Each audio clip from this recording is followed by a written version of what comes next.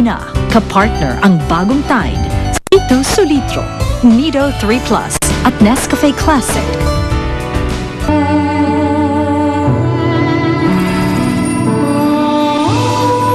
So kapag tuluyang nagising yun, panigurado pistado na sina Bernat Andoy. Titigil din ang sustento sa atin. Naku, nalintikan na. Ano ng plano sa mga bata? Pagpapatuloy ba ng pagpapanggap na anak sila ni Emily? We have no choice. Ngayon natin sila higit na kailangan. Pinapangako ko sa'yo, hindi ka namin iiwan. Pangako namin sa'yo yan. Ngayon niya kayo pinakakailangan, Berna. Ngayon pa kung kailan sobra-sobrang pagtitiwala niya dun sa Johnny na yun. Kaya hindi dapat tayo pumayag. Kailangan natin siyang bantayan. Eh, paano kung magbalik ang alaala niya? Oh, saan ka na pupulutin ngayon? Sa kangkungan na naman. Sisiguraduhin ko na pag bumalik na ang isipan niya, naisalin niya na lahat ng kayamanan niya sa pangalan ko.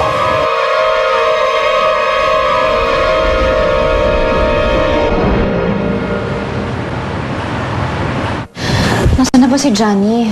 Bakit wala pa rin siya? Ate, bakit pa siya pa rin ang hinahanap mo? Siya kasi ang asawa ko. I know, pero hindi niya pa rin ba talaga natatandaan kung anong ginawa niya sa'yo? Ate, ginamit ka lang niya para sa pera mo dahil mukha siyang pera. Kaya mo nga siya pinalayas noon, diba? Andrea. Emily, totoo ang sinasabi ni Andrea. Maniwala ka sa amin sana. Mahal ko si Johnny. At sinabi niya, nagkaayos na daw kaming dalawa, nagkapatawaran na daw kami. Ate, wag na wag ka magtitiwala sa lalaking yon. He's a liar. At wala siya ibang gagawin kundi sasaktan ka lang niya ng sasaktan ng paulit-ulit. Sinasabi ko na nga ba sinisiraan niyo ako sa asawa ko. Siya, hindi ka namin sinisiraan. Alam mo, Andrea, walang niya ka talaga. Lumabas na ako sandali. Sinisiraan mo na ako. Hindi ka namin sinisiraan. Sinasabi lang namin ang totoo. Alam niyo, noon pa man tutol na kayo sa aming mag-asawa. Sinasamantala niyo yung kahinaan ni Emily para mapaniwala niyo siya sa paninira ninyo. Alam mo, Johnny, tagal ka nang sira. Wala nang masisira sa iyong pagkatao. Emily, yung sinasabi ko sa iyo sinisiraan nila ako sa iyo para magkahiwalay tayo. Pwede ba, Johnny? Magsabi ka na lang ng totoo. Na pera lang ni Ate Emily ang gusto mo. Yun lang ang habol mo dahil mukha kang pera. Ikaw yun! Gusto mo masola ang pera ni Emily? Ba? Pwede ba huwag mo akong baliktarin? Tama na! Tama na! Please! Please, tama na!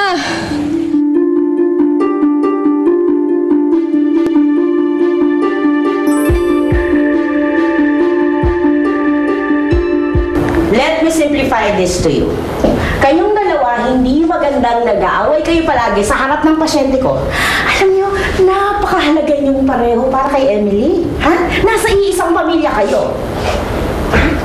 If these conflicts proceed, I'm warning you, babalik sa dating kondisyon si Emily. Gusto niyo bang mangyari yun? Ang babae naman niya na may problema Lagi niya na lang ako sinisiraan sa harapan ng asawa ko. Doc, I'm really sorry for this. Alang-alang sa Ate Emily ko and alang-alang sa kondisyon niya, maaasahan niyo, I promise na hindi na to mangyayari ulit. Good. Very good. You may take her home. Pero, kailangan niyo siyang alagaan ng mabuti. Kasi, her body may be okay, but the mind and her emotion still fragile. So, magtulungan kayong dalawa for her fast recovery. Klaro?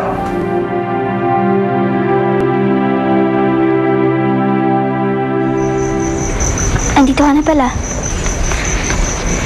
Nagpaalam ako kay Dad Ha? Bakit? Di ba dapat nasa tabi ka lang ni Mommy? Hindi niya na kasi ako natatandaan Hindi niya lang naaalala na malaki ka na. Pero natatandaan ka niya. Natatandaan niya na anak ka niya. Di ba yun ang mahalaga? Alam mo, hanga ako sa'yo. Bakit naman? Kasi yung lakas-lakas mo Paano mo na nakakaya lahat ng itong nangyayari? Mami ninyo si Mama. nakasama siya mula ng bata hanggang paglaki. Pero kahit isang memory, wala siyang natatandaan sa inyo. Napakasakit nun, di ba? And yet, nakikita ko pa rin sa'yo, lumalaban ka. Alam mo, meron kasi akong iniisip na mas masakit pa na bagay kaysa sa ganitong sitwasyon. Ano? Ang mawalan ng ina. Kaya yung ganito nangyayari sa amin, okay lang. Kesa naman sa mawalan ka ng mommy, di ba? Sa bagay.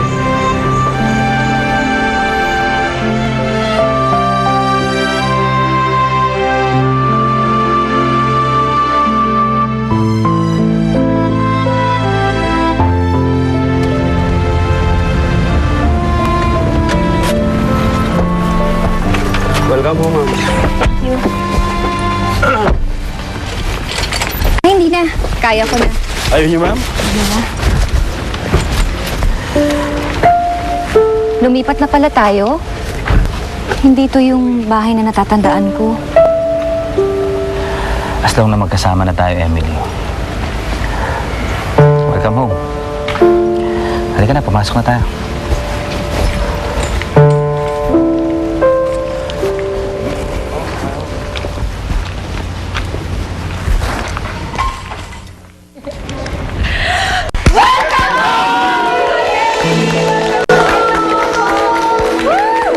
Salamat. Maraming salamat sa inyo. Ate, Emily, si Luke. Nagkausap na kami ng mami mo.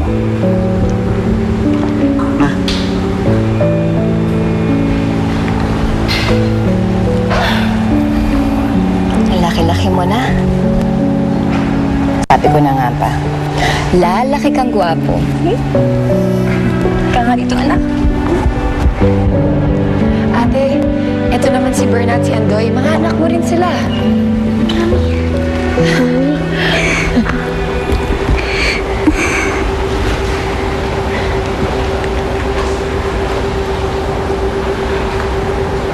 I'm sorry.